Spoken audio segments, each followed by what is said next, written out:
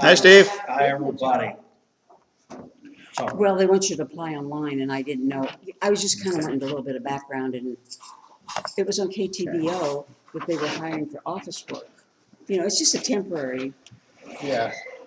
part-time temporary, is what I'm trying to say. And I was just Could I set curious. this on the other side of Paul's Bible there? Linda, you're not going to be in view today? She's not gonna. I don't know. I think she says. Oh, yeah. Want to let you know. Keep in mind, you're right next to the microphone, so. I ordered some 16-ounce cups today, Okay. just for you. All right. So, All right, Bill and Velda, and Larry and Jane Ann, I'm going to send you the link here. You never. It's good to hear. It's kind of take it with it.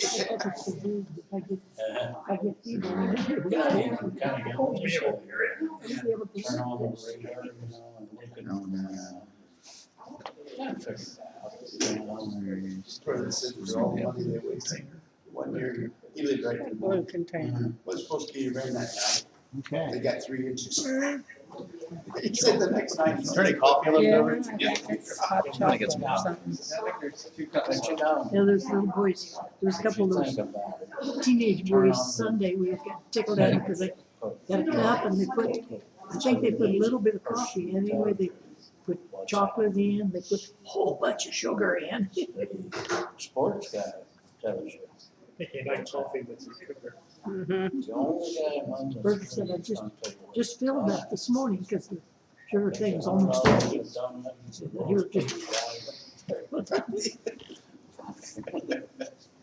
Well, they said Water in there right now. I didn't get enough sugar in the sweet tea because all I could find was one of those cylinder things, and it didn't feel like it was even half full. And I know they put a lot in it, but I didn't put that much because I thought, well, then there won't be any left if I do that. So, but they said it wasn't sweet enough. So, Yeah. Sweet tea, I don't, but I make sweet tea. We're actually making pretty good progress. My son It's sort of weird. sweet tea, so this time We don't do gave that up for typically. Christmas, Froze the ice. made one unsweet and one sweet. I didn't know how much to put in. And I put in a cup full of sugar, and then that was a 2-quart pitcher. Mike said it was good. Well, actually, I drank some of it afterwards, you know. We were using up the leftover stuff. I drank some of it and then I dumped the two together, and because I normally don't drink any sugar in my tea anymore. well, I don't either, other than I don't drink tea very often. I do here, and I do once in a great while when we go somewhere. But I always have to put a little. I prefer Splenda, but I don't even put a third of a package in a big glass. It's not sweetening it. It's really just, to me, gives it a little more flavor. I don't want the Actually sweet moving at a because pretty good pace. it tastes sickly sweet to me if you get very Well, much. welcome back. And it makes I me get it. aggravated because it can go up to Dairy Queen some. And First I Thessalonians. can't drink soda, does not agree with my stomach, so I can't drink that. So I either gotta drink Thought of water something just made me or talk to you. coffee, and I don't like coffee, I preached except once in a while. right in the middle of my sermon. And so It came up and it's holding there. I was like, they Yep, all won't this put and any kind of microphones right sweeteners here. there for you. whole And I've sermon. asked for them, I and they had that haven't. feeling. I had to fight it in the back of my head. Oh, So a couple I of started times I carrying have some in my sneezed. purse because they won't carry. And the I've never best thing seen you a can do is restaurant just that grab would onto carry it, some cover it. sweeteners of So some if you kind. really can't hold it back, Yeah, not- because of maybe that, not the even though that'll make a brand noise, Yeah, it won't be yeah, anywhere but- near as obnoxious as that. What's funny is, And then turn around. yeah, We usually go to This is Bill and Velda. Burger Larry. King on Sunday, and get a coupon. Bill and and Velda. get Larry. coffee and french fries and soda. Yeah, you coulda had Drink. They're the only ones I see. And Sunday, I went up there to that machine. And then if, you know, if there's a shut in, like Jim and Carol Franklin are getting to the point where they can't come on. So I'm gonna And get they them just set pour up. up where the drink comes They have been out. in church now. Like dark syrup, you know. Anyway, they were coming Jim home. is. Yeah. So they had to go Sparrow's up pretty behind fun. the counter for us. And yeah, he'll have moments where things get better, but just overall, he's been declining. We stopped down at They don't know what it is. Culver's down at Columbia, and we've gotten pretty well acquainted with this one lady that's Very few people she's get to not know. old as we are, but she's not young He's at by that any point. means. And she always I think that's visits the only with reason us he a gave up little the bit, L and she He would have otherwise. seems to have to be the one that fills the ice up, and she has to get a step ladder to get up, and they put it up in the And that's the car. thing with leadership, I is says, consistency. You'd think some of these younger ones could do that for you, and she says, yeah, you would think. Velda says hi, everyone, She so says, but they won't. she's on. No, well, Did she catch the pantyhose thing last week? What? Did she understand about the pantyhose last week? Another time I had an ice storm. You missed out. Gosh, I didn't know Bible study included that. And it involved me too, so it was really something It was else. his idea. Yeah, no, I'm pretty sure it was Linda. No, I just made the wrong color choice that I shouldn't have said. I wasn't thinking about that. I was just thinking of the color. I still won't forget the turkey. I think my favorite lines about the turkey came from Paul. Throw it away. You're doing the hungry people a favor. You two are quite the topic of conversation, aren't you? Oh. And what's funny is you only have to say one thing one time, you know, and then you're just, sorry about that, Linda. No, he's not. Call me a lie in church, Rosalie. I don't know what to do about that. Well, Judy Snell used to say, she used, was from Callio, she used to say when they're talking about me, they're Yeah. giving somebody else a rest. Hey, I'm glad I'm good for something. You know, can't take yourself too seriously. That's right. Nobody gets out of this alive anyway, so, you know. Where are we? That's for sure. First Thessalonians. We're in chapter 2 now. Three. Three. Did I miss Where have you something? been, Alex? You were sitting right here I think we've covered like, last week? I don't know. I think we've covered And like, we got so far off track, he didn't We we've set a covered a record chapter every last other week, week I or so. think. We've been doing really good. You sure we're on 3? Yeah, it's wrong. Yeah, I we thought we set a jumped record, didn't first. we, Josh? What's that? We set a record. We last did. week. Yeah. Three. Yeah, I don't have Tom and Charlene to help us out this week though. They were here last week. Are they okay? Are they not here? No, they don't, she doesn't feel good. Oh, Okay. There's nothing serious, just didn't feel good. A headache and that kind of stuff. Okay. yeah, she says she suffers from illness. Yeah, I guess we are on chapter Charlene. 3. All right, everybody, let's say hi to Bill and Vel and Larry and Jane Ann. Hello. All right. We love Very you. Yeah. Miss ya. Oh, hey, we got a card from Velda. I'll read it for you.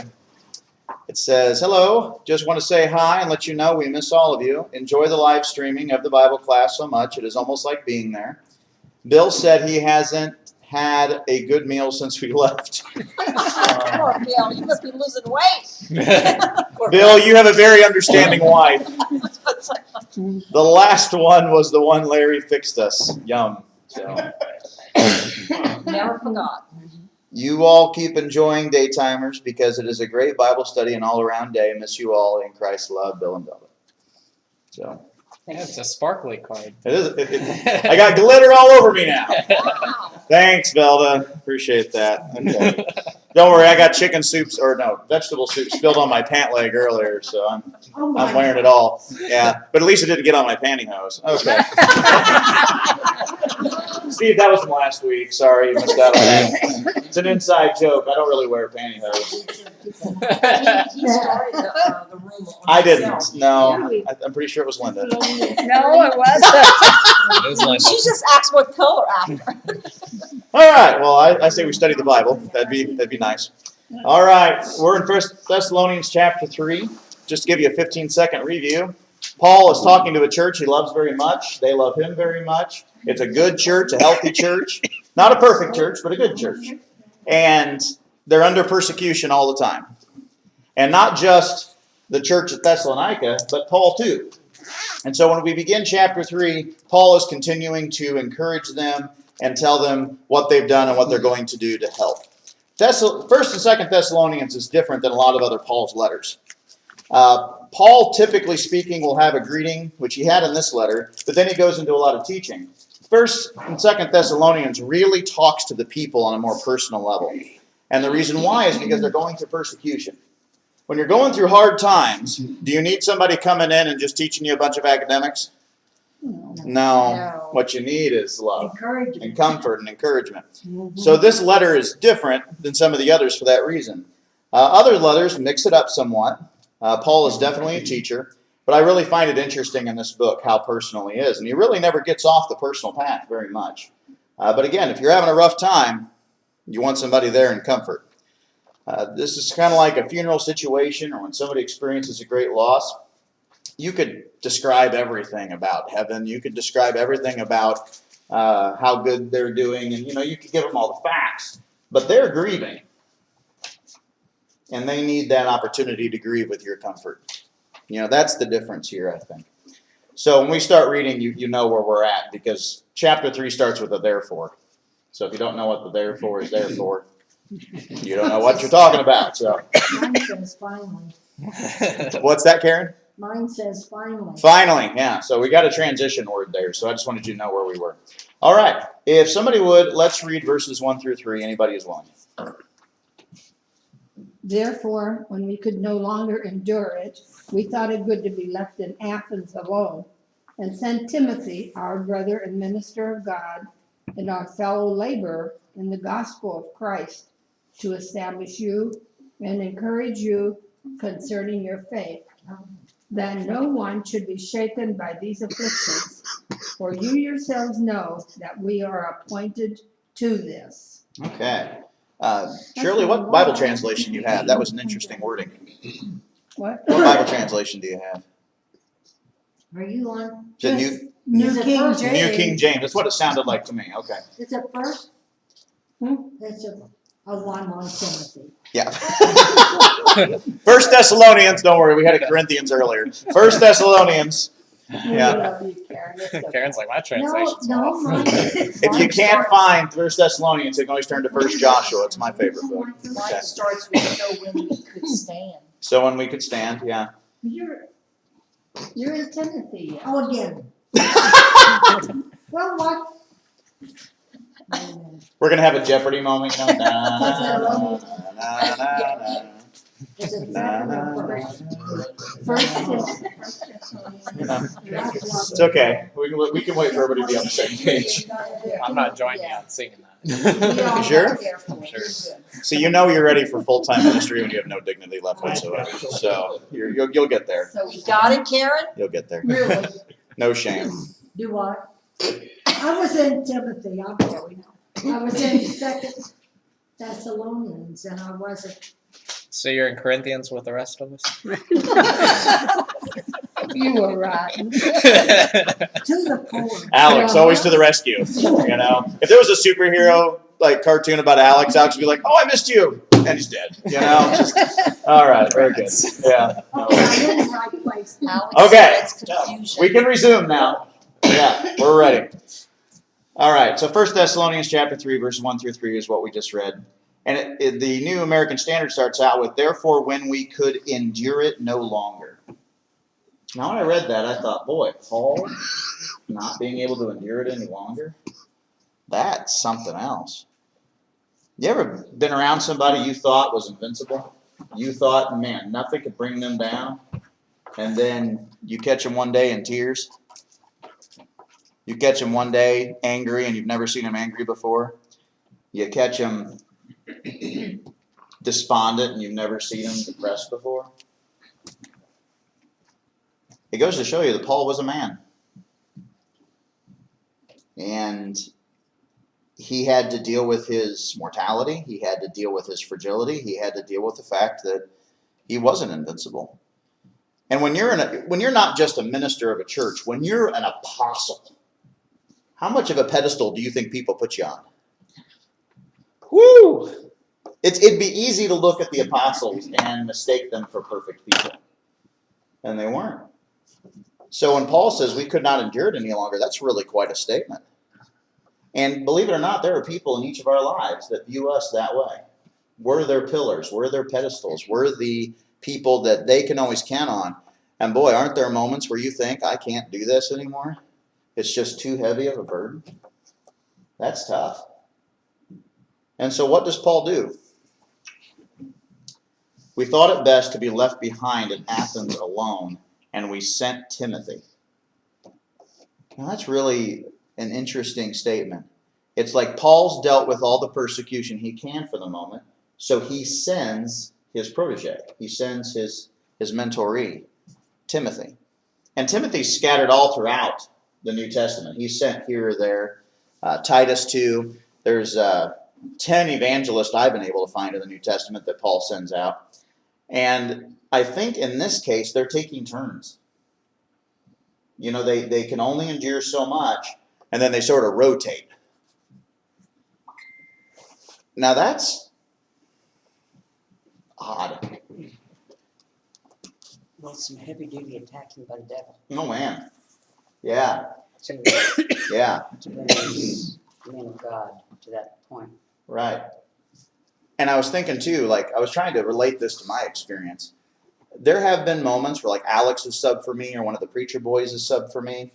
Recently, I had a medical procedure that I had to fast all day long, and I was weak, and so one of the preacher boys subbed for me. And I tell you, that was a relief. I could just be here. I didn't have to, you know, use my brain, which, if you're curious, there is one there. And it was very nice. And sometimes you need those moments of relief, you know. You can't do it all the time. I think some of us in this room are very bad at that, aren't we? Delegating when we're overwhelmed. I know I've been there, you know, when you need to let go, but guilt or for some other reason doesn't let you let go. And I think one of the reasons why is because if you're a hardworking person, you feel lazy the moment you stop. And that feeling is so dreadful. You know, you'll push yourself beyond your limit. I remember when I was building the awning in my backyard, trying to get the water away from my house. And Jonathan, like we worked for like 12 hours a day, 5 days to get that thing done. And I sent Jonathan to bed about 8 p.m., but I kept working. And I knew I shouldn't have, because, you know, you start making mistakes when you get tired, but you want to get it done so badly, right? So I put this 4x4 on the miter saw, and I cut it. I'm like, boy, that looks short. So I go put it, you know, I take it and I put it where it's supposed to go, and it's like 3 feet short. And I'm like, what? And I go back, and instead of 85 inches, I cut it to 58 inches. Costlings. It was a $20 piece of wood that I just wasted. Hey, you know, you're supposed to measure twice. Right, right. But I made that mistake because I was tired. Yeah. You know, and so, and of course that's a minor example, but we all have times where we've pushed ourselves too far. So we might see Paul here needing a break, but it's really wisdom because he knows when he's had enough.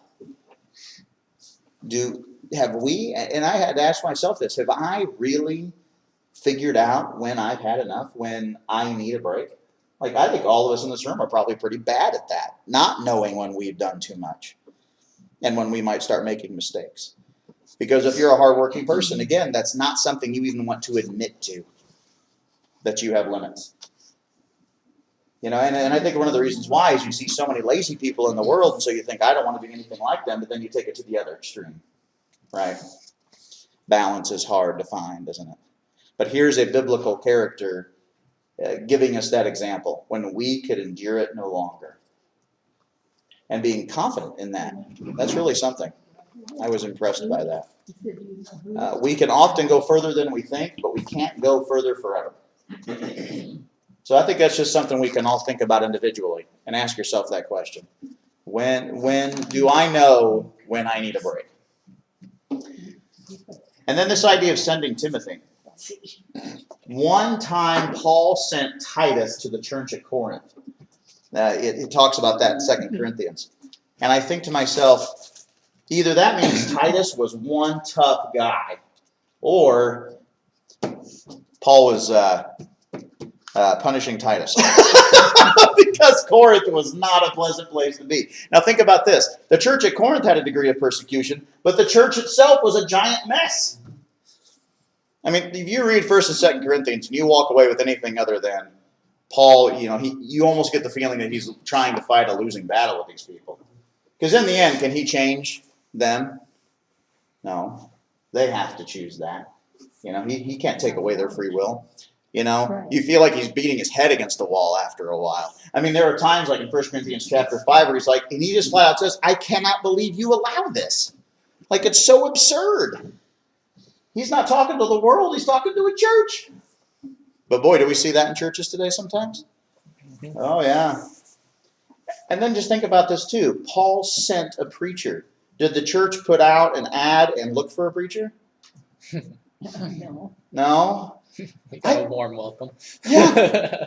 It was several years ago when I finally realized that the New Testament model has nothing to do with applying for a job like the world. We've turned the entire preacher hiring system into a worldly enterprise. But what did the churches back then do? They knew each other, they knew each other's preachers, and they sent the right man. Now, you could take that too far.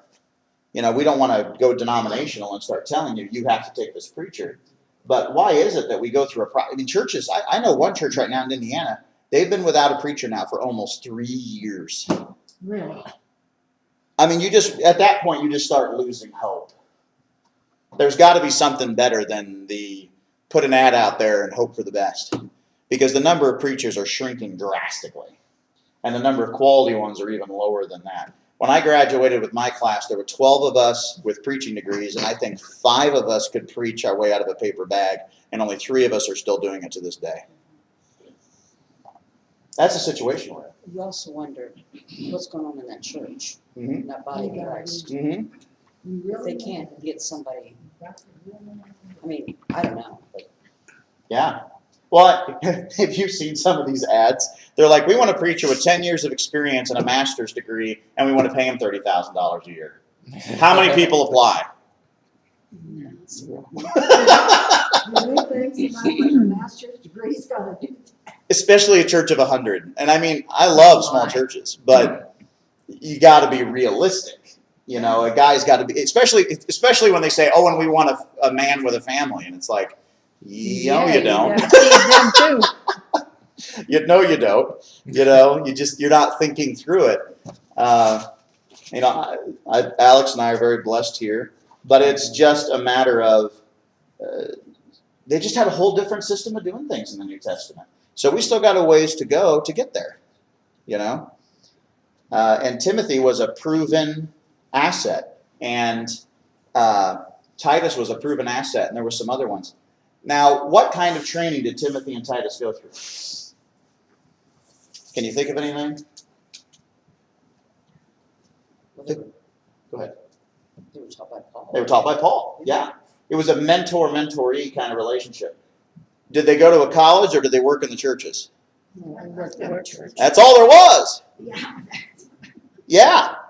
So that's another example. I'm not saying all colleges are bad. I'm saying that the New Testament model did not involve colleges. So we should at least consider the possibility that maybe a better way of training preachers is in churches. And then something else that people don't realize, and I can't remember the verse off the top of my head, and I wish I would have looked it up before today, but Timothy worked under Paul for 10 years before he was on his own. Wow. Now that's a long time. But I think part of the reason why he was gone for 10 years, or with Paul for 10 years, is because Paul knew what Timothy would have to put up with. You know, you know, when I graduated Bible college after 4 years, I was not ready for a tough church position. You know, it took quite a while to develop the experience and the courage and the thick skin to do that. And that's what Timothy and Titus often had to do. Paul was for 14 years. Yeah. Before he went into, I mean, Totally on his own. yeah. Yeah. And then he was taught by that Gamaliel, is that right? Gamaliel. Yeah. Yeah. So, you know, there's something to long-term intensive training in a church. And I don't know if our preacher boys, you know, who or how many of them might become preachers one day, but I promise you they'll be better prepared than somebody who started at 18. Oh, yeah, You know, yeah. and to some degree they have already had to deal with some degree of difficulty because not every church they go to is super excited to see them. Some of them, like Evan just went to a church and Jonathan's going to go to the same church who there wasn't any enthusiasm. You know, it's a church that's kind of like Corinth. They're just kind of down in the dirt. I don't know how else to put it. Now, So the guy who called me to send a preacher boy said, "Do you have anybody who can preach something fiery?" And I'm like, "Yeah, I do." So Jonathan's going. He's pretty excited. But I just wanted you to see that, think about that. He sent Timothy. And by the way, that was the right thing to do. When Paul sent Titus to Corinth, that was the right thing to do. And when I realized that about Titus, I thought to myself, boy, would I feel ready to go to a church like Corinth? Like, that's really something to think about. We need to have evangelists who are so tough that we could confidently send them into a tough situation. You know what I mean? And there are definitely preacher-killing churches out there. But you're not going to get that experience in a college. Nope. You got to be on the ground, dealing with the nitty-gritty. Yep. And that's precisely what Timothy and Titus and these other evangelists. Paul trained 10 preachers during his missionary journeys. Think about that. You know, I know preachers who say they're too busy to even have one mentor. And it's like, that's a big mistake. You know, I've had at least 2 preachers in my life tell me their biggest failing was not training a successor. And the reason why that's such a big deal is because when a preacher leaves a church, what often happens? Preacherless for a while. Not only are they preacherless, but the church tends to start going Yeah, down. so the church. But if there was some kind of way that the church would have, you know, I'm not saying this church has to choose one of the ones I've trained, but at least they would have the option to do so. And you would already know these boys, and you would already be familiar with their strengths and weaknesses. Because there's no perfect person out there anyway. But at least you could choose somebody who could keep the thing going and maybe innovate from there. So I know this particular section of Scripture doesn't have a lot to do with everybody in this room individually, but just something to think about down the road. If you're either at this church or another church in the future, when they select a preacher, think about how they did it in the New Testament. And maybe an advertisement isn't the best way to do it. So, all right. We'll move on from there. Anybody have any thoughts on that before we proceed? We're doing good on time. By the way, that meal was amazing. I can still taste it. Woo, it was good. All right. And then look at what Timothy's job was. To strengthen and encourage you as to your faith. I had a preacher when I was a kid named Bob Needham. He was the happiest person I knew. And I was a rotten kid. And I remember running around in his church one day. I think I might have told you the story years ago. I was running around in the church he was preaching at one day. I think I was 7 or 8 years old. And my mom was chasing me, and I was faster than my mom. And he grabbed me by the arm real hard. And I mean, it hurt. Back then, you could do that and not get sued. And it hurt. And I remember looking up at him, and he said, "Son, you should use that energy for the Lord." And I think one day you will. And then when he died, he sent me his library. Oh, what a blessing. Yeah, Wow. Praise Yeah. God. it was really, really cool. You know, and Bob was the happiest person I knew. And my mother, as I grew up, I learned more and more the difficulty sometimes Bob had to deal with, but he never let that stop him from being a joyful person. And it is hard. And look at what Timothy was specifically meant to do. This church under persecution, he was there to strengthen them and to encourage them. There's 2 things preachers should not be. 1 is shy, and 2 is sad. That won't get you anywhere. And I think we can all think of probably some preacher we've known in the past that was one or the other or both. You know, I had a friend named Brian. This guy was really, really smart. Smarter than me by all means. And he was a preacher for like 2 years, and he failed miserably. He would call me and talk about it. And I said, "Brian, can I tell you something? You don't like people." Like you're an engineer type. You're more of a nerd than I am. Like, it's okay. Like, his dad was a preacher. He always felt guilted that he needed to be a preacher, and that was not for him. You know, and it's okay not to do this work if you're not meant to do this work. You know, if I meet a boy who's shy and doesn't like people, this isn't for you. You know, and that's okay. You gotta like people. Yeah. You know, it's like my 2 older children. Math is not for them. You know, I'll never forget they took some career assessment silliness at school and told one of my children he'd be an engineer, and I'm like, that's never going to happen. It's not. Now, It's not his. don't discourage. No, I am going to discourage him because that would be like telling me I could play the piano well. Like, if you're not good at math, you're not going to be an engineer. Like, that's just a fact of life. You know, you're not helping people. It'd be like if I had a preacher boy who was, after a year or two of doing this, because I mean, most of them are shy when they get started, but after a year or two, if they still were scared to death of the stage, well, this isn't for you. And that's okay. Don't feel bad about that. You don't need to feel like a failure. You've got some strength somewhere else. We'll figure it out. There's a spiritual gift for them. Yeah, Alex, you don't realize this, but when I first came on board here full time, I took piano lessons for 2 years. I love classical music. I wanted to know how to play the piano.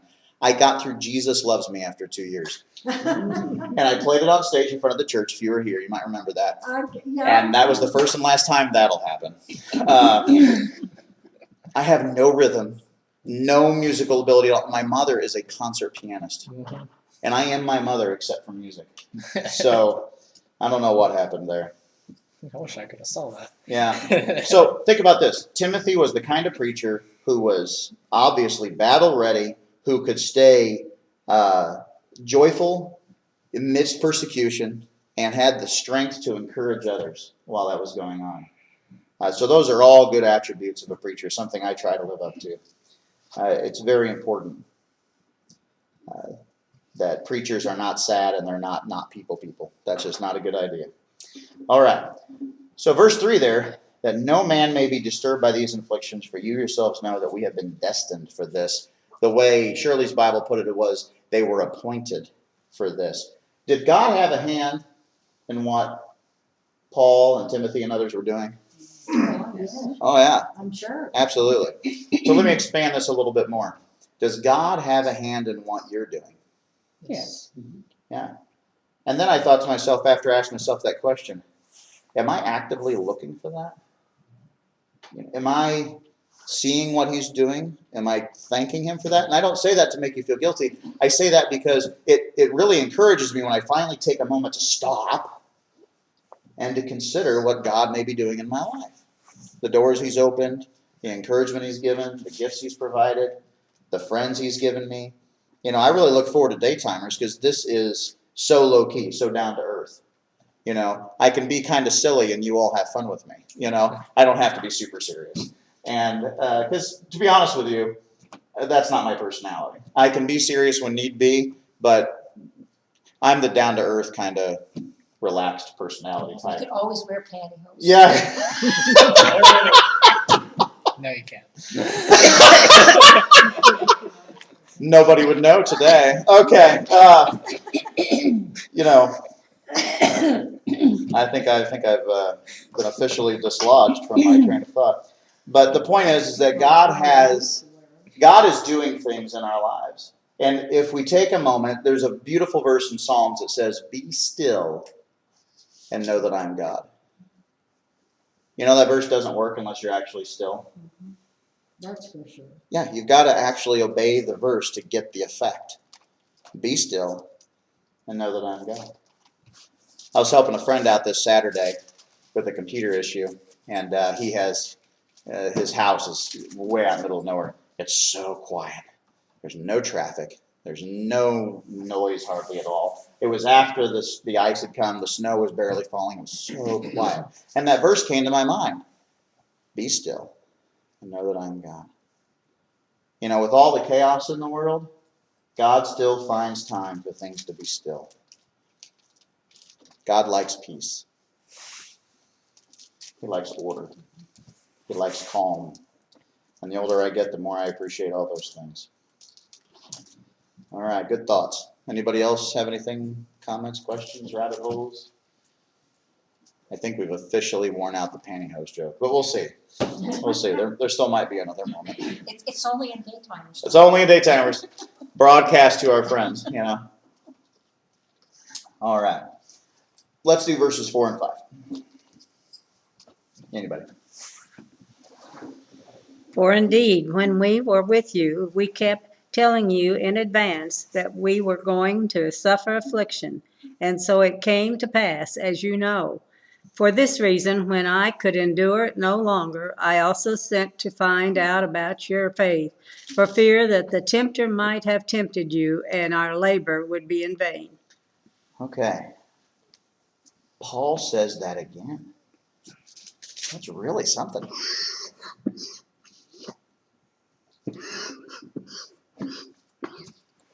Back in early June of last year, Jane Roberts was getting weaker all the time. Barely able to walk, barely able to go anywhere, do anything. When I would visit her, sometimes she would fall asleep, which is fine. She always told me to wake her back up, but I usually just let her sleep. And the week before she passed away, she was at her computer, and what she was trying to do was tell people about our church and trying to encourage them to come to church. She could barely do anything. She was sleeping 20 hours a day. It hurt to move. And she was still doing what little she could. So I thought here in verse 4 when he says, "For indeed when we were with you, we kept telling you in advance we were going to suffer affliction." Then the next verse, "For this reason, when I can endure it no longer, I also sent out to find about your faith." It's like Jane, I believe Jane and the Lord had a close relationship, and of course now they do. And towards the end there, she knew she could do so little, but she still wanted to know what other people were up to and still wanted to encourage them as much as she could. So even though Paul couldn't be there anymore, couldn't endure it any longer, he was still interested in how they were doing and still was praying for them and still desired the best for them. And he didn't feel guilty about that. I think there's situations in our lives where we've done all we can. We may not even want to admit that to ourselves, but we've done all we can. And so maybe what we can do now is pray and encourage from a distance and hope, because God's got it. And I think sometimes we forget that, don't we? That God's got it. That in the end, he didn't need us to begin with. You know, my wife and I have conversations about our kids growing up and getting older. Harley may start driving by herself on Thursday. You know, they're at that age now where they're just, you know, rocketing away with their lives. We never see them all at once anymore. You know, it happened once on Christmas, you know. And you know, you all know how that feels. And so, you know, you worry about your kids. You're concerned about the decisions they're making. But when it really comes down to it, at the end of the day, is the Lord is still with them. You know, we've done the best we can to train them, to raise them right, to fear the Lord, to obey what he has to say, to trust him for the blessings. Because there does come a time when you have to let go and let God. And that's not a cliche, that's an absolutely true statement. Karen. When Tyler started driving by himself and going places, I didn't really worry about him. I mean, he was in the Lord's hands. I couldn't do anything. No. You can't protect them when they're Right. out there. Yep. So you have to. Kara. Kara hates critters this large. You know, What? What are this they? large. What are Like they? little bitty tiny little, like she found like 2 little spiders this big this past weekend, and it was almost, it felt like a nuclear explosion that just went off in our kitchen. And in fact, I kind of tease her. I tell her, if the house burned down, you'd be fine with it, but if the paper towels get moved and nobody told you, you know, the smaller the problem, the bigger the issue. So she sees these 2 tiny spiders. I immediately kill them, wipe them up with a paper towel, and throw them away. And she's convinced that the house is infested with spiders. So we spend like half a day, like searching every crevice of every crook of every, and I did it with her because I knew it was best that she would feel better. So we did that for like 6 hours and found nothing. We were able to clean some spots we hadn't cleaned in a while. Like that was good, you know, but there was no infestation, you know. And the reason why I tell you that story is, again, and I have similar things like that too. Okay, we all have something like that, is my point. But notice what Paul says here. Even though I couldn't endure it any longer, I sent out to find about your faith, for fear the tempter might have tempted you and our labor might be in vain. He's still focused on the things that matter. He still trusts in the Lord. He's focusing on the things, like I'm sure these people were enduring material losses, but that's not what he was concerned about. He was concerned about their souls. And notice too, that even though he couldn't endure it any longer, was Satan still at it? Yeah. Oh, yeah. And I think sometimes we think we can outdo Satan. Oh, don't we wish? You know, God is infinitely more powerful than Satan, but Satan is more powerful than any one of us. You know, there is an understanding there. Remember, he's a liar. Yeah, he is a liar. Things That's happen right. when it's not. And he was concerned that his only concern was their spiritual health, because that's the things that matter forever. Karen and I have a friend, their daughter used to babysit for us when the kids were younger. Her husband died of cancer, and she's dying of cancer, and she just found out yesterday that there's nothing else they can do. You know, and one of the things she put in her Facebook post is that what I've learned in these past few years is that stuff doesn't matter, money doesn't matter. The Lord, family, and friends matter. That's it. So notice, look here, Paul's not even dying yet, and what is he concerned about? Those things. The way he worded that. What? Paul's not even dying yet. Yeah, but you know, he still has his eye on the prize. I think we can all get so worried about material stuff and little dumb junk and, you know, investments or whatever. I mean, everybody's got their material thing to concern themselves with. And boy, that's just not Paul's attitude.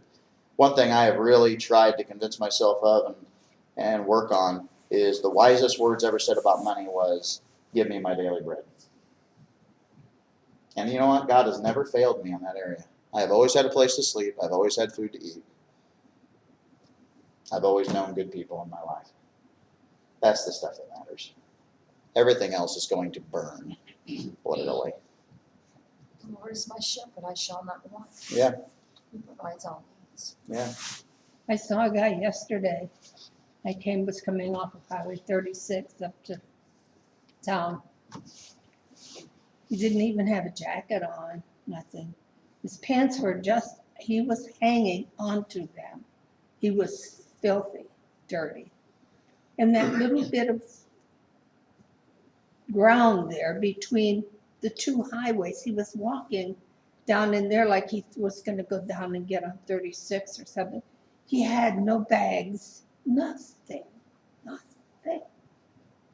It just broke my heart. I think, but yet on the same hand, you're driving down the street and they're out here waving, holding up signs, and I think, I used to always say, get yours just like I got mine, go to work. You know, but maybe that's not the case. Every one of them is different. Yeah. Some are scammers and some aren't. Mm-hmm. There's no way to know. Yeah, No, some of them are maybe mentally. I just learned at my age, you do not stop. Right, you can't. No, Do not. no, I don't do that. No. no. My Thankfully, husband used to years ago. But I didn't even like it then because. If I know them, I would stop. Yeah, but I had that's a one living different on the bridge story. in Macon, and Crossroads Church helped him out. I mean, it come to find out, he had left home, he doesn't know how he got there. And they brought him all the way to Arkansas to his brother's house, and they were so relieved that they found him. I mean, he was just out of it. Like you say, he had hardly no clothes, Yeah, I felt so bad and they for him, helped him, but and they found out. I hope somebody. now one thing you can do, well, this is something I learned when Kara worked at the sheriff's department. If you call the sheriff's department, they won't arrest them, but they will go there and find out if they can put them up in a motel, take them somewhere they need to be to get help or to get to a family member. So calling the police on those people is you're doing them a service. That's what I think they did call the police, and they found out who he was. Right. Because he had no identification. And then if the police want to, they can involve you or your church or whatever to help, which we get calls like that all the time. But it is actually good to start with the police because they can tell you, oh, we know this guy. That happens occasionally where, you know, the guy literally is a scammer and they know it and that protects you from that. But then they can also tell you, no, this guy really does need help. We've made contact with family. This is where he needs to go. You know, so that's a tip He had for you. had a stroke, come to find out. Yeah. That's why he was delirious. So that's a good tip for you. Well, we're just about at 2 o'clock here. We got through 5 verses. Not too bad. Good discussion. Anybody else have any thoughts? Questions? Rabbit holes? Bill, Velda, Larry, Jane Ann, it's good to see you. Everybody want to wave bye? Bye. We love you. They don't know there's a bunch of people behind them, huh? Yeah, there's people in front of you and behind you. We've had a pretty good crowd a couple of weeks. It's been nice. And the meal was amazing. Sorry, Bill. Sorry about that. All he's gonna remember is Larry's steak. Yeah. Be nice to your wife, Bill. Okay. Larry, would you close us in prayer? Our dearly Father, again come to you in prayer, asking that you be with our loved ones where they might be, protect and guide them. Be with all those that are on our prayer list, Lord. Pray that you heal the body. If they're sick and if they have other problems, we pray that you help them resolve. We again pray that you be with us the rest of this day, the rest of this week. We ask all this in Christ's precious name. Amen. Amen. All right. Thank you all. Glad you all could. Josh, I think the prayers are starting to get Call answered. again Yeah. for Social Security. If I lost my Social Security again the other day, they keep calling. Oh. And it's a scammer. See? Yep. But why can't the telephone company somehow stop that? Well, And when they they keep got working on done, I couldn't even shut my telephone off. I had to turn it around and unplug it. Oh, they tell you Take that the somebody's battery taking your number, that somebody's using your social security No, number? no, yeah. Yeah. I They had keep that one. changing had that one the too. phone numbers. You know what happened to me last The week? thing is, That I I was couldn't even shut my 2.5 phone off. I million had to and unplug been the calling. battery. Oh, you did? Oh, Oh, I had to do that. Mr. John Day called and told me that. Usually, you know, I just kind of played along with him because I've talked to these I had people to plug the before. battery. that's right, they do. And I- 5 minutes to get it all done, because I got time with it. You know, I've heard that There's some too, you no know. company Yeah. helping get all of this. Then you finally got to the point where, But it's starting you know, to they get, had to so I'd have to do. register it, they had to do Yeah. this That and just that. helps with telemarketers. Nobody wants to obey the law. $3,000. I said, I Like a don't lot of have it. laws, criminals don't Goodbye. care. People don't. Does do a lot of good. You send me a feed here. I get so many You know, calls it's from Social Security saying, I can't you need a back brace or a leg brace or this, They're that. too bad. And I hit 9 visits, they I would call see you again, those and on they the call me chair. back in another The 2-3 hours. Oh, these table chairs, they're like, you never will try to see. Because all the What money's you need in is front brush. That's the only way you're gonna. Like Yeah, some of the people in the getting out highest in IQ in all our the society, little- right from Hollywood. Run them through the car wash. There you But go. why? Because that's where the money is. That's a good Still job. getting the one out of school. Well, there's some Uh, like, Yeah. What about it? he They has, keep calling you. I don't know what you're talking about. he had about how hard. That's you one pay that I to actually get don't there. have. And credit card too. I I don't have no credit card, I told them. wish I'd known that when the weather was decent. Get a lot of credit cards. Yeah, I have one. What do you need done? Some for me. It's me, it's like a House on the north side is just. credit card. Oh, yeah, siding, yeah. Yeah, I have Yeah. a thing you can pump up and spray and then pressure wash it. I'll get everything out. Want me to do that? Remind me and I'll get it done. When it's weather changes. Once spring hits, we Yeah. can get it done. Yeah, just remind me. Yeah, I'll do that's that. green, helps me read ugly Well, they stuff. said, you know, it's not like the shower spray that you spray and go. Yeah. That's good. Well, there's something like that for that, Oh, yeah. Yep. siding, somebody told me, I've not, Oh. ours haven't done that yet. Getting out of here, Gail. Yeah, I think we got the food bank next week, huh? Bye-bye, yes, I think so. Have a good one. Yeah, there's some stuff you can mix in, spray it, let it set for a little bit, and When pressure you go wash it. in her plants, I got my rhubarb planted in So I there. got You'd have to read on that, what it says about. When it gets closer, remind me, and we'll look up some stuff that's eco-friendly and All right. get it worked out, so that'd be good. I mean, you could pressure wash it real close and get it off, but you can spray the stuff that makes it look pretty nice. It gets all the grimy off, the fading out. It'll work out good. It's been on there several years. When I first bought it, I did some of that myself. Yeah. I don't do that anymore. Yeah. See, I used to do it. Last job I did quit, I broke my dad's pressure washer. I didn't break it, it was just he didn't take care of it, so he didn't do anything, let it set Just through winter. waiting on an accident to happen. Yeah, so that's what it was, and he blamed me for it. Sorry, It's Dad. all winter, he didn't do any winterizing, left it in the shed, it wasn't me. He doesn't play anymore. A little bit he did. I'll tell you what was funny is I got done pressure washing the cars, and he had a certain spot up against the wall to put it. So I got it best I could, and I had about that far out. So I was like, I'll just scoot it with my leg. I'll push on it with my leg, and I'll push right on the engine. It's super hot, and I got the scar on my leg here. It's gone away, but it burnt pretty good. I was like, that "Ooh." hurts. I didn't do it again. No, I'm sure. Burns really hurt. Oh yeah. What's the situation? Yeah, I do not like that. No. Yeah.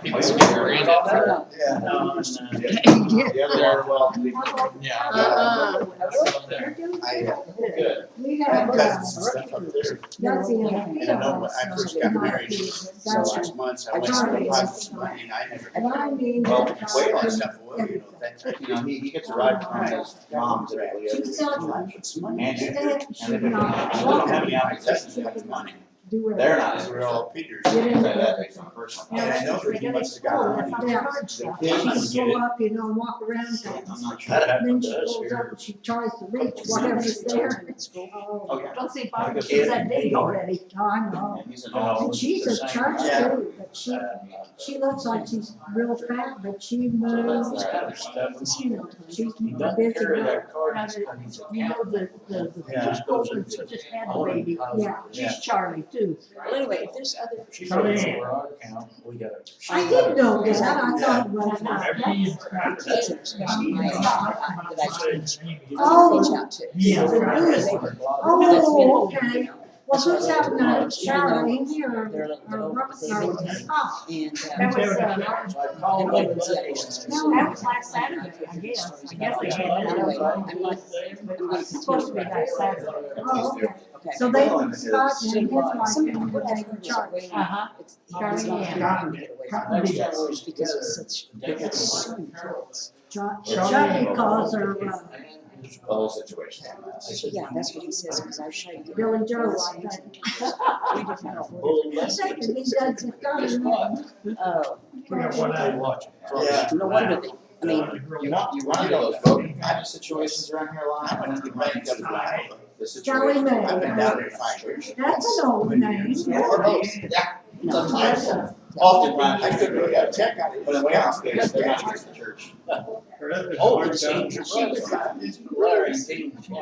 had Cecil, my cousin, the same age Steve was. I don't, does she? But I also went to, Maybe. my brother's So clear to me what teachers they're school. Pam's daughter's, it's Pam's Well, daughter's not for This is. Yeah. the other daughter, but And other houses.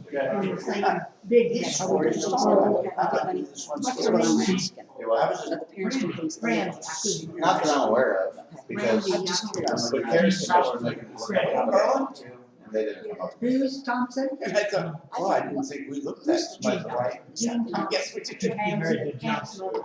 Truck Okay. number down here. But anyway, Isn't that, Ethan and. Pam would be around. I, so when I first got married, Oh, I don't know. I had a, Okay, I thought I one of worked those for guys. I don't know. That's In a why, way, that's it's why. probably That was not a trucker. I thought it was a railroad trucker and gone. crawled in the wagon, take out the seed corn. Because he's got a brother in the military. Oh, yeah. Went up to there, Up the all. yeah, Oh, he's got four brothers. went out to scrap. They're Came not to full me, blooded. I couldn't find out I had money enough Is- to pay my bank is he- account, but I had, One They gal. were shot to mother. I had a He money lived bubble. to mother. But so happened the guy that So, worked there, these kids dug are through the Some silence, of them, or just boyfriends or girlfriends. the shucks and stuff. Found- It's a mess. found- It's a mess. No I said, kidding. oh, Waylon What's- is really See ya. impressive Yeah, with it's his only like- dedication. Yeah. He loves just me. went there, rollers. All night. Bye. I think he Rollers and then out. finds a lot of peace here. Good. What company was Well, I was just. It was Eno Seaports, what it was. Eno. Yeah, well, John E-N-O drove around. apostrophe S is what it was. Good. Eno Seaports. Did you hear the golf cart? That's what he's doing. Yeah, I don't Good. remember saying. I was My wondering brother when he went was with his doing all daughter. that, but he went and picked At it that up. time, we had married. He did marry. They don't come unless he goes and gets them, Really. but they don't His always boy- come when he goes and gets them. His son was great, had me at school. John thinks shut him down a lot. It's really something that kid. Anyway, He's doing. I made it. Well, Found He's got a girl for him. Karen, are you leaving? I've got to come back. Okay, I want to talk to you a minute, okay? Thank you. Yeah, that's good. Okay, That's good. that's what I know. Well, I'm glad that, you know, we all need to be doing that. I got my coat outside. So, picking up people and bringing them to church. Yep. That's what we used to do when I was growing up. Yeah. I tell you, if I could get a fleet of golf carts, I think I could get every kid in county out here. Maybe we need a band. Well, the problem with that is getting somebody who's gonna be committed every week. Yeah. And that's a major thing that we've never had. Yeah. Because we've got the church bus, and it doesn't take much to get the license to drive it. Really? And still can't get anybody who wants to do that every week, which, I mean, again, it's a big commitment. Because you can't do it sometimes and not other times. Right, but you could rotate like anybody. If you could find two people. Right. Oh, man, yeah, Would you? Brian, sad. I had mashed potatoes. You need some mashed potatoes? That's good. Yeah. They weren't too bad. I thought they weren't. No, I used plenty of butter. Carrot can, you can. you can't lose. Yes, you can. I was She's actually got a license to drive. a little creamier than what I thought it was. I figured it had way I too don't like high. it. I didn't want to try it. Yeah, right. Dangerous. Did you get your stuff? Is the life. That part of it, I can carry the rest. It's a church, Thank Kentucky, you. if you're doing a church bus, I know, or insurance. but I'm talking about making them behave. It's a whole other story. Your grandchildren. Althea, Augustus, How you spell? spell like August, US. Yeah, All right, US. we'll see you later, guys. Augustus. I don't know, maybe, AGUST, Augustus, US. Is that right? I think, Okay, okay. And then Charlie. yeah. That's 3 children. And they're 8, 5, and 10 months? Is that right? No, she's a year now. Okay. She just turned a year in December. Augustus is. Bye, everybody. 5. I mean, no. See you, Larry. Yeah. Hi, Larry. Hey, call us